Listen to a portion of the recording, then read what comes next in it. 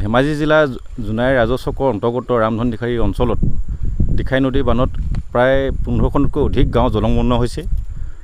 আৰু এই দিখাই নদীৰ বানত আজি জামুগুৰি 1 নং 2 নং 3 নং 1 নং উলনি 2 নং উলনি উলনি জয়পুৰ উলনি বিষ্ণুপুৰকে ধৰি প্ৰায় এই বৃহত্তৰ জামুগুৰি উলনি অঞ্চলৰ প্ৰায় 15খনতকৈ অধিক কৃষিজীৱী গাঁও জলমগ্ন হৈছে।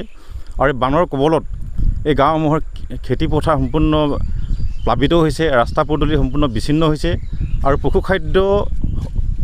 পশুধনৰ মাজত পশুখাদ্য ভীষণ সমস্যাৰ সৃষ্টি হৈছে।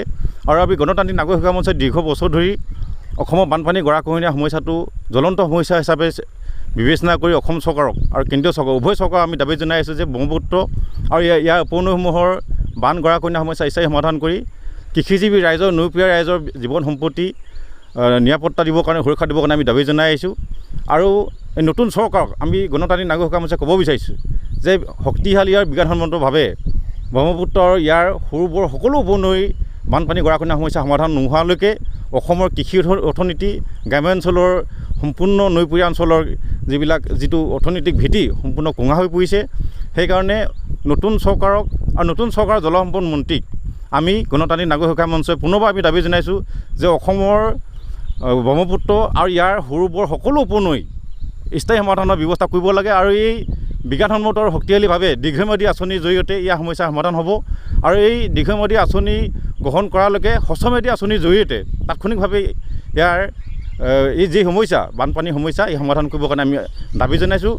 আৰু বানত ক্ষতিগ্ৰস্ত বা খহনীয়াগ্ৰস্ত যিবিলাক পৰিয়াল তেখেতসকলক পুনৰ সংস্থাপন দিব লাগে আৰু পুনৰ সংস্থাপিত এলেকাত নতুনকৈ আন্তঃগাঁথনি নিৰ্মাণ কৰিব লাগে।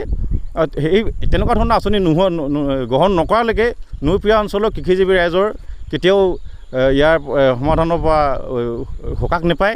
সেইকাৰণে নতুন চৰকাৰক আমি পুনৰবাৰ গণতান্ত্ৰিক নাগৰিক অধিকাৰ মঞ্চই এই ক্ষেত্ৰত জৰুৰীভাৱে জ্বলন্ত সমস্যা হিচাপে বিবেচনা কৰি সমাধানৰ পথ ল'বৰ কাৰণে আমি আহ্বান জনাইছোঁ। বা ৰাইজে বহুত ভুক্তভোগী এই বহুত দিনৰ পৰা কথা দি আহিছে চৰকাৰবিলাকে বা গৰাখহনীয়া সমস্যা বা বানপানী সমস্যাটো সমাধান কৰিবৰ কাৰণে বিভিন্ন কথা দি আহিছে। আজিলৈ আমি বিশেষকৈ গুৰুত্ব দিয়াটো দেখা নাই। তাৰ বাবে কি পদক্ষেপ ল'ব? 1954 চনত গঠন হোৱা বান নিয়ন্ত্ৰণ বিভাগ বা শেহতীয়াকৈ এইটো জলসম্পদ বিভাগ বুলি নামাকৰণ হৈছে। আৰু জলসম্পদ বিভাগৰ বিষয়া কৰ্মচাৰী ঠিকাদাৰ এই জলসম্পদ বিভাগটো সোণৰ কণীৰ পৰা হাঁহলৈ পৰিণত হৈছে। আৰু বিগত চৰকাৰসমূহত এই বিভাগটোৰ ঠিকাদাৰ বিষয়া কৰ্মচাৰী জনপ্ৰতিনিধিলৈকে এই দুৰ্নীতিৰ অনিয়মত লিপ্ত হোৱাৰ কাৰণে কোনো এখন নদীৰ গৰাখহনীয়া বা বানপানী সমস্যা স্থায়ী সমাধান সক্ষম হোৱা নাই। সেইকাৰণে এই নতুন চৰকাৰক নৱনিৰ্বাচিত নতুন চৰকাৰক এই ক্ষেত্ৰত জৰুৰীভাৱে বিবেচনা কৰি অসমৰ বানপানী গৰাখহনীয়া সমস্যাটো স্থায়ী সমাধানৰ পদক্ষেপ গ্ৰহণ কৰিব লাগে। আৰু এই ক্ষেত্ৰত বিজ্ঞানসন্মত আৰু শক্তিশালী আঁচনি তৈয়াৰ কৰি দীৰ্ঘম্যাদী আঁচনি গ্ৰহণ কৰি নৈপৰীয়া ৰাইজক গ্ৰাম্যাঞ্চলৰ ৰাইজক ইয়াৰ সম্পত্তি আৰু জীৱন ৰক্ষা কৰিবৰ কাৰণে আমি পুনৰবাৰ আহ্বান জনাইছোঁ।